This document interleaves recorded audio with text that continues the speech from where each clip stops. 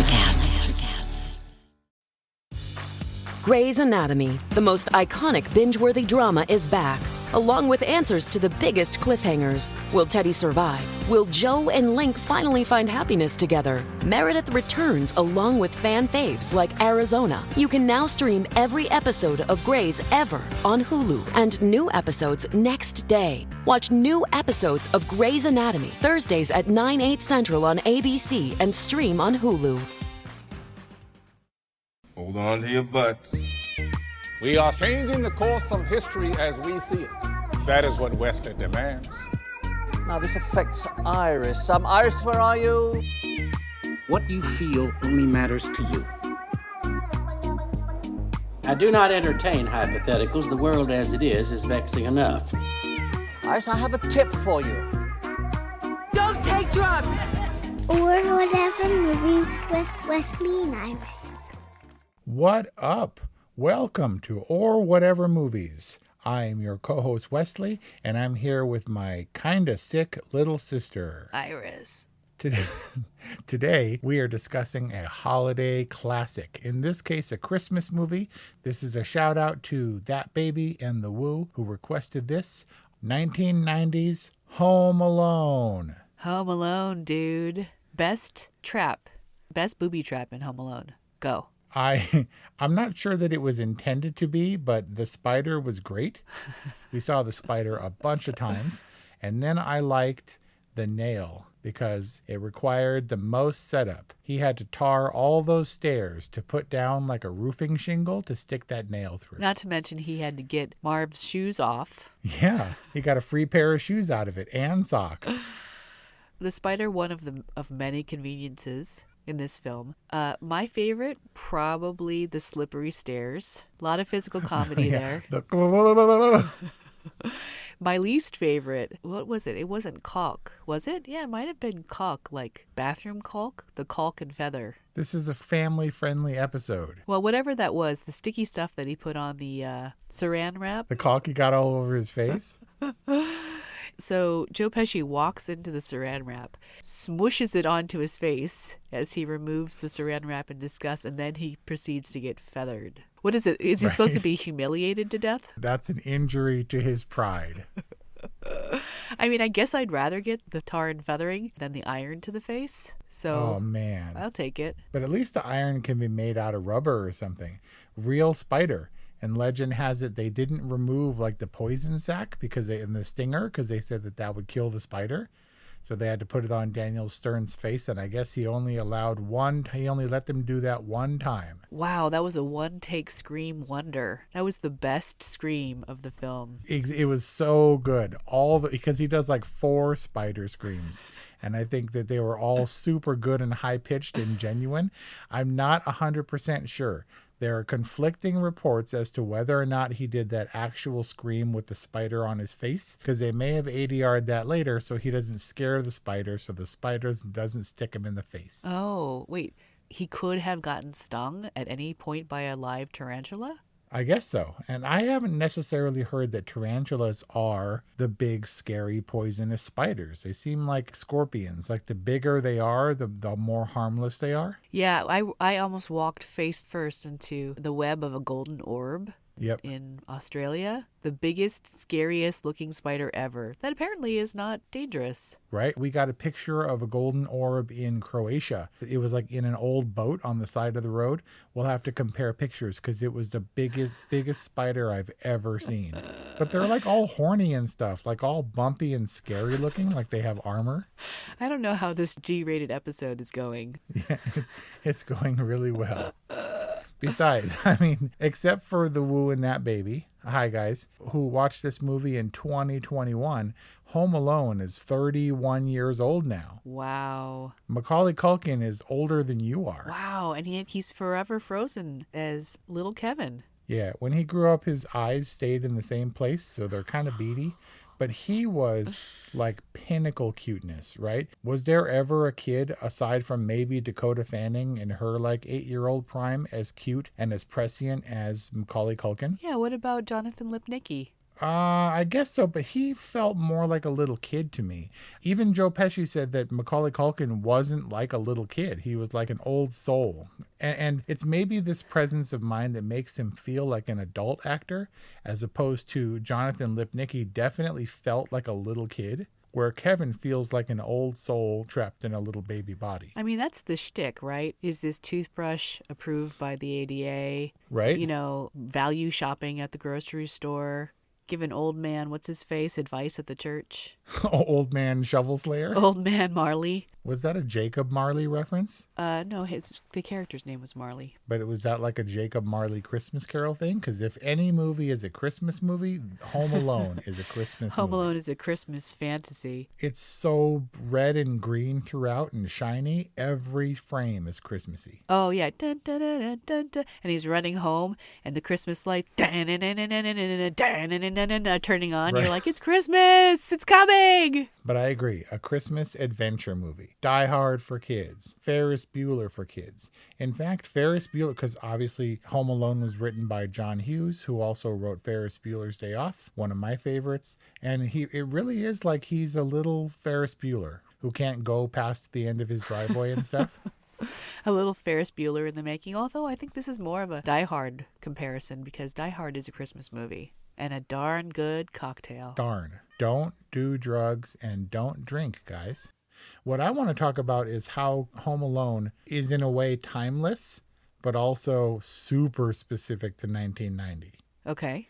Like, Christmas is timeless, and Christmas decorations can look the same now versus 50 years ago, except maybe some of them are updated with like LED lighting or something. Yeah, there was the multicolor big bulbs were like all the rage, and now it's all about LED, like neutral white lights, icicle lights, stuff like that. And also the snacks have updated, but not in this movie where we had prominent placement of Johnny Carson and Crunch Taters. Crunch Taters? When does he eat Crunch Taters? You didn't see the two prominent placements of Crunch Taters? And do you remember Crunch Taters? No, I definitely remember him chowing down on a ice cream sundae. Looked really awesome. Yeah, but Crunch Taters were like Louisiana spiced potato chips back in the day, and I hadn't seen or thought of Crunch Taters since this movie. And then most importantly, the Micro Machines came into play. Micro Machines. Well, I don't know if some of our listeners know what Micro Machines are, but they're cool. Don't swallow them. Yeah, major choking hazard. But so answer me this. This movie has a very camera-facing, fourth wall breaking kind of approach. It's like Kevin knows he's on TikTok or something. But that's also a very specific approach a la John Hughes, like Ferris Bueller's Day Off and Home Alone, but it makes it feel contemporary because 1990, when this movie came out, was well before social media, particularly live streaming or video recording social media. Well, let's talk about some of its contemporaries then. What did Home Alone come out in the midst of? Micro Machines? No, I mean movies. Oh. What came out in 1990? Well, the box office success of Home Alone trumped Predator 2 and Rocky 5 at the box office. Okay, not exactly in the same demo, but... Well, I don't know. I mean, this is a gray area, just like for music. 1990 specifically, everything was kind of in transition. I guess this was an original movie, although it traded on some of the John Hughes stereotypes from older movies, but it was at least an original movie in a year that was otherwise dominated by sequels. I think This was the year after Batman. It was definitely an original movie, but amongst some other, maybe that was the tone of the day, was when these original movies still had a place. Total Recall came out. Dancing with Wolves, I assume, won Best Picture. Misery, Pretty Woman... An interesting slate. All kids classics, right? So this was the quintessential movie for the kids in 1990. This is what they had to latch onto. Cornered the market on the kid 4-quadrant demographic. Right? And maybe it was well placed to be a successful kids movie, but I think kind of well deserved. Home Alone is formulaic in it turns this adventure kind of convention on its ear a few years after the Goonies, and it's mostly contained inside this one house. But it also is a really good kids adventure movie. as long as you understand that it's for kids and that it can't be taken seriously. That a kid would much rather go to these lengths in his imagination to guard his hearth and home and his family's honor, who he's banished, who he snapped out of existence, right, with one wish, Right. but never calls the cops. I would fault the character for not calling the cops, even if he is a spirited kid, if it were a possibility. But this screenplay, John Hughes goes to great lengths to establish all of the different elements of this story. They introduce Biff or Buff, or what's his other older brother's name? Buzz? Buzz. I was right. His girlfriend. Woof.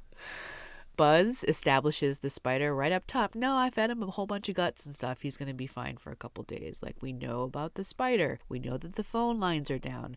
Although Mr. McAllister does get through to leave a voicemail on that one neighbor's answering machine when the wet bandits are currently in that house. By the way, for our young listeners, an answering machine is a device that's connected to your landline, and it answers a phone after only so many rings in order for a person to leave a voicemail that's recorded onto a tape. Make sure you eat your vegetables or you're going to get your phone taken away and you're going to get an answering machine instead. And yeah, they set up all the stuff. They conveniently get rid of that whole giant family. They establish all those characters. His passport and airplane ticket are thrown away in the milk spillage or the soda spillage. Right? Look what you did, you little jerk. All the power goes out, so the alarms are off. The neighborhood kids in the van, just in time for the head count. I mean, I can go on and on. Right? We get rid of Fuller so nobody realizes that he's obviously Macaulay Culkin's brother. What do you mean that's obviously, that's a Culkin?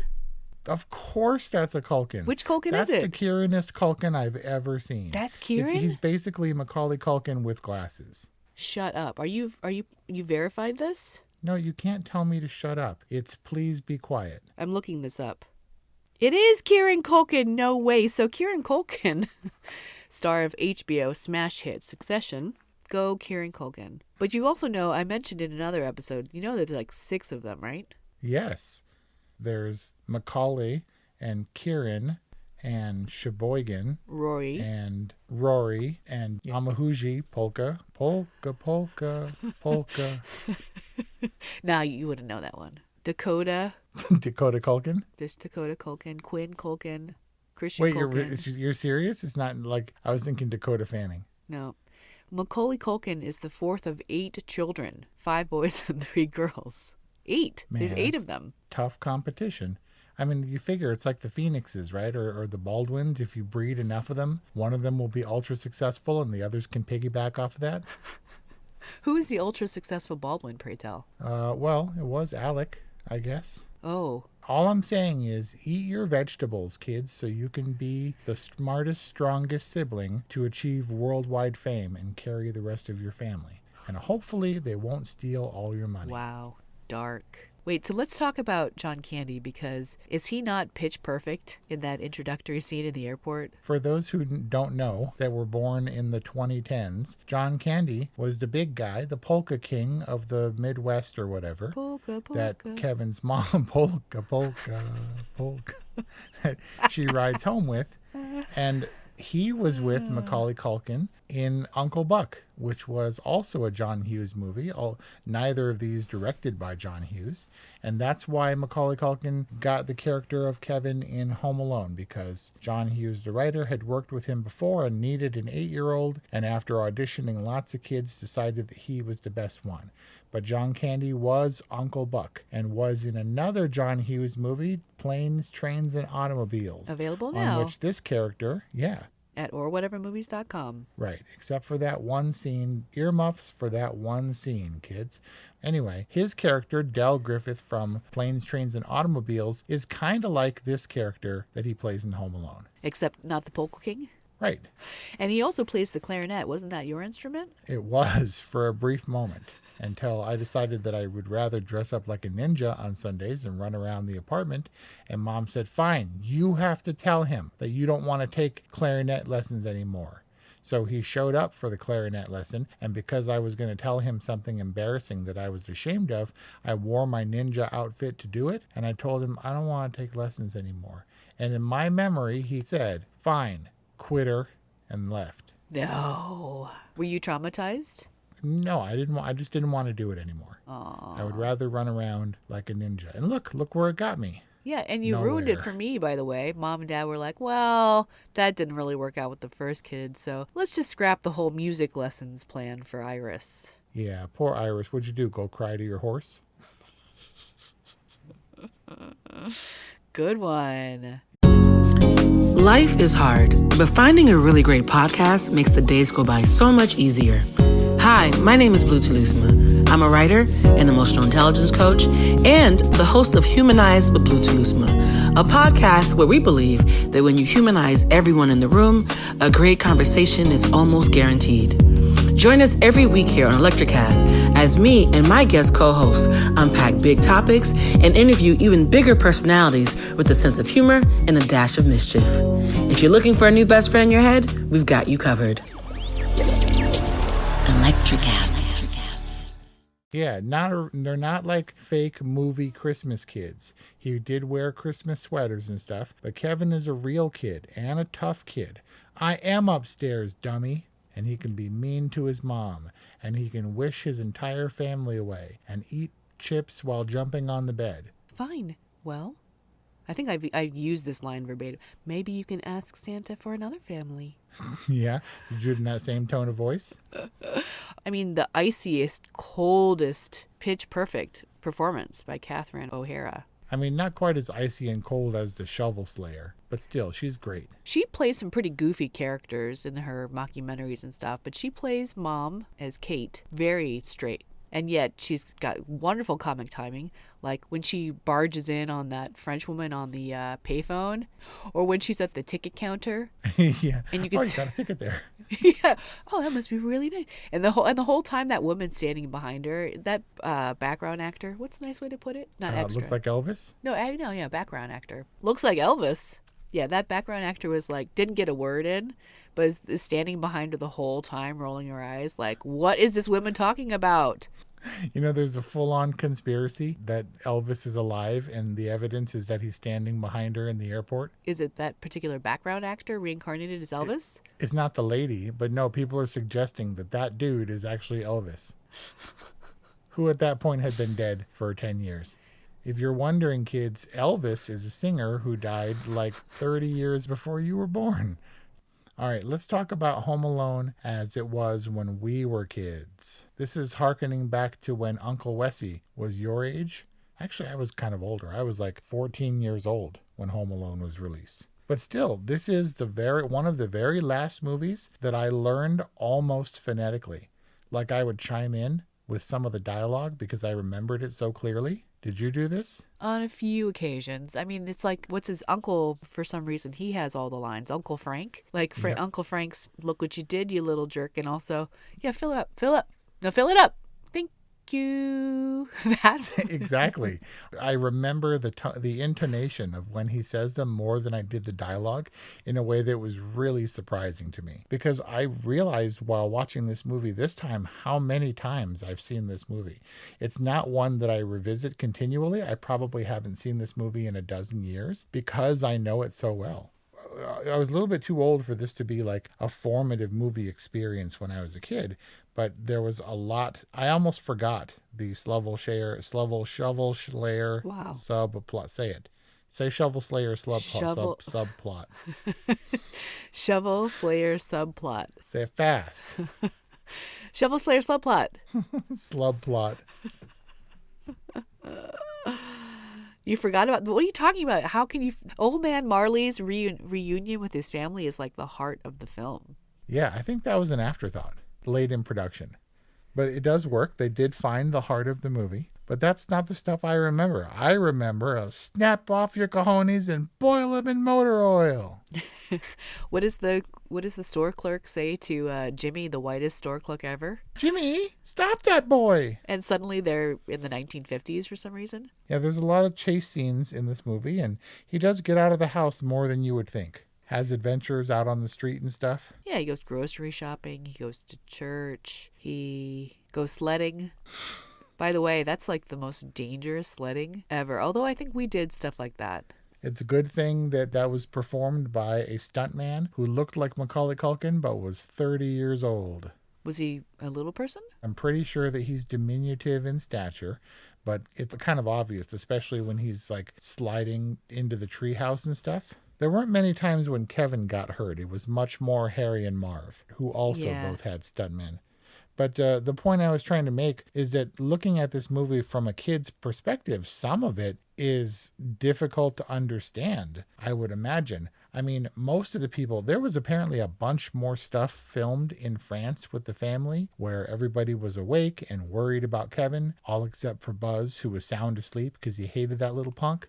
And the daughter like talking to the dad at night about how he was all worried whether Kevin was going to be okay. And nobody liked that. Everybody wanted to get back to Kevin and keep following the Kevin story. But I remember even as kind of an older kid watching this that I never understood the iconic hands to his cheeks screaming that he does in the mirror. Oh, you didn't understand the mechanics of aftershave? Right. There's no way that baby would understand the mechanics of aftershave and the woo. So let us explain it for them. The reason that Kevin is screaming in the mirror is not because he's been left home alone and because he's scared, although that's what it seems like. And certainly that's how it's depicted on like the cover art and the poster and stuff. But in reality, he's screaming like that because he's supposedly just shaved his face and doesn't understand how much it hurts when you put aftershave on your cheeks. So you splash the aftershave on your cheeks after you shave that has alcohol in it, and it hurts because it burns the little tiny cuts in your face you get from shaving. Does it really hurt that much? I mean, no. But if you're shaving and don't know how to shave and you're a little kid and he doesn't have any hairs to shave off anyway, so how do you know when you're done? If you put on that much aftershave, it's probably going to sting a little bit. But I feel like that's entirely lost on little kids who have no concept of what it is to shave. Right. That said, for a kid's movie at Christmas, this movie is ultra violent. There's full-on machine gun murder in this movie that happens multiple times, from which he derives direct inspiration and booty traps his entire house. Yeah, you know, Kevin himself assesses that he's watching garbage, right? I'm eating junk and I'm watching garbage. But why does Kevin, I get Harry and Marv, but why does Kevin have to mess with the poor innocent pizza guy? Like just for fun? You know why? Because of the overcharging. I don't care who you are. At $12 a pizza in 1990, you're getting ripped off. $122.50 for pizza. That dude deserved to be knocked down a peg. $12, 10 pizzas. Dude, it's 2021 and pizzas are $5, especially in multiples. So there's lots of any one of those things, those guys could have died. There's no way to film those pratfalls and stunts on ice. It's not possible. This is one of those movies that if it were a YouTube video, it would need to come with huge disclaimers. Do not iron people in the face. Do not swing paint buckets at your family. Do not walk upstairs in icy weather even. I mean, some of these weren't even traps. Some of these were, no, that's not true because he did water the steps down, right? He did. And Auntie Amy and I were debating on the pizza guy and if he was just a really bad driver or if that's what it's like to drive on ice. Yeah, I had to learn that the hard way in adulthood. And so I don't think that recurring gag of knocking over the statue, which is really effective and funny, by the way, that was probably based on real life. In one take, it just happened, and they were like, yeah, let's keep that. No, I'm pretty sure that was the genius of John Hughes because the van that came to pick them up for the airport shuttle also hit it. Right. Don't drink and drive, kids, especially on ice. Wow. So is it worth noting that both Kate and Peter, the parents, have 5 kids and that Uncle Frank and his wife have at least 4? Yeah, it wasn't super clear whose kids were whose. Kevin is looking at the McAllister family picture at one point, and there's definitely 5 kids. Yeah, and Buzz is his brother, despite looking nothing like him and being more in temperament like Uncle Marv or whatever, Uncle Frank. He kind of looks like a Bill Paxton in Weird Science. Dude, buttwad. Which I watched recently. Didn't hold up. That's a movie that you should wait a little bit longer before watching, guys. Until when is it appropriate to watch? I'm just Weird saying, Science? Maybe not for the 5 and 10-year-old set. Okay. What would your little maniacs like to do first? Oh, shouldn't you have an accent when you say that? I can't do it because then it makes it weird. You haven't done any impressions this episode. I'm very disappointed. Sure I did. What did you do? I am upstairs, dummy. That was a spot-on Kevin right there. For a movie that you claim is classic and enduring, why? I think this is the Christmas movie that kids want. It's not about the joy of Christmas. It's about the kid having fun and the kid getting to be a grown-up, and then the adventure of guarding his home against robbers. It has some of those heartwarming family elements, but for the most part, the parents are sidelined and the kid gets to be on his own. The kid gets to be the hero. The kid gets to have a lot of fun while saving the day. The kid gets to solve old people problems. In some cases, very old people problems. And he gets to eat whatever he wants. I mean, that's pretty much kid fantasy #1. And you would think that this would be a small little movie that would be, a $10 million Christmas movie about a kid having fun. And I think that's kind of how it's remembered, and you get all the kid elements that seem fun and pretty simple and straightforward. Is a little bit daring. I mean, it was pretty violent and people got burned alive and I mean, in Home Alone 2, spoiler, at one point, Marv gets electrocuted into a skeleton. But like cartoon style? He gets electrocuted, and then there's the flashing lights while he's being electrocuted from the shorting out circuit box or whatever. And at one point, it's a skeleton in a Marv wig. So you get all the kid stuff. And then for the adults, you get the traditional John Hughes holiday road trip movie with the mom and the Polka Kings. That's right. I mean, you said that this was maybe at the time it was positioned as a little movie, but with some heavy hitters here. I mean, John Hughes was already John Hughes by the time Home Alone came around. Chris Columbus at the helm. Yeah, as a matter of fact, all his biggest hits were kind of behind him. This was his last massive worldwide hit. So, recognizable heavyweight talent behind this movie just happens to be fronted by a unknown kid. Only newly discovered at that point. And of course, Macaulay Culkin's appeal endures to this day because of Home Alone and Home Alone 2 featuring Donald Trump. But yeah, really strong characters and actors in the movie, because as bumbling and funny and slapsticky as Harry and Marv are, Daniel Stern and Joe Pesci are great actors and really, really good in their roles here. Right. And Catherine O'Hara, legendary comic actor, and John Hurd is also really fabulous as the dad. When he pauses and he says, "Oh, that's it. I forgot to close the garage." You just know that he's so in for it. And she settles back down and she's like, "Yeah, no, that's not it." They're all great. Really great performances. It's cute. It's crisp dialogue. I don't think you're going to get better than Macaulay Culkin in terms of delivery, especially given his age. You're like, wow, it's a super standout performance, but he just falls in line with the rest of the supporting cast. No one can really be faulted. I mean, Macaulay Culkin's... No, I think Macaulay Culkin's performance is serviceable, but you can tell he's a little kid. They're kind of setting him up and pulling the string. He delivers the line. He's a little bit puppeteered. You can tell that Chris Columbus was like, look here, and then look here, and then say this. And he can do all of those things. He can hit his mark. He can deliver the line. But he's still a kid actor in this. He was literally the one pulling the strings. He was the puppeteer for all the adults in the Christmas party that scared Harry and Marv away. Right, and they don't even try. They don't even attempt to have him be operating that thing. He's just dancing. It's cute. He's got one leg up and he's just dancing. It works. This is Kevin McAllister's universe where everything is skewed towards working exactly the way he wants it to. Who are you to suggest that this movie stretches the suspension of disbelief? I am Iris from Or Whatever Movies fame, and I am entitled to my opinion, and I'm just counterweighting you because you're all gushing and talking about how great this movie is, and I'm not really sure why. I'm saying he is the center of gravity and everyone else is orbiting around him, and he has to see this through to the end for, I guess, his moral redemption, because he's kind of a punk little kid, but in the end, he understands how much he wants his mom back and how much he wants his family back, even if he doesn't necessarily need them back, because he's obviously doing fine on his own. He's doing so fine on his own, in fact, that when Shovel Slayer comes in and bonks Harry and Marv over the head with a shovel, knowing that his parents aren't home, he still pieces out and goes home to hang out with his granddaughter and leaves Kevin alone to wake up on Christmas morning without his family. Yeah, I never really thought through that one. At that point, Kevin's so independent. Look, it's a really fun, really clever, really sharp John Hughes adventure movie in your own house.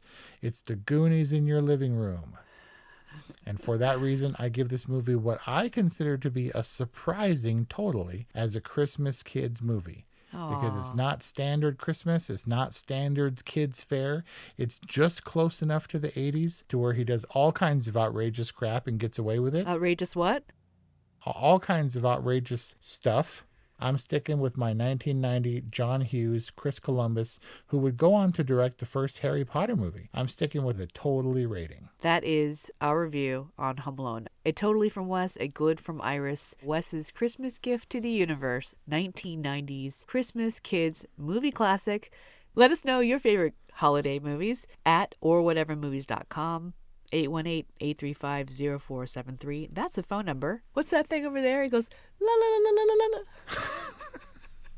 la la la. No context, but that's funny. That black thing over there, the what? You just post the video, then people will understand.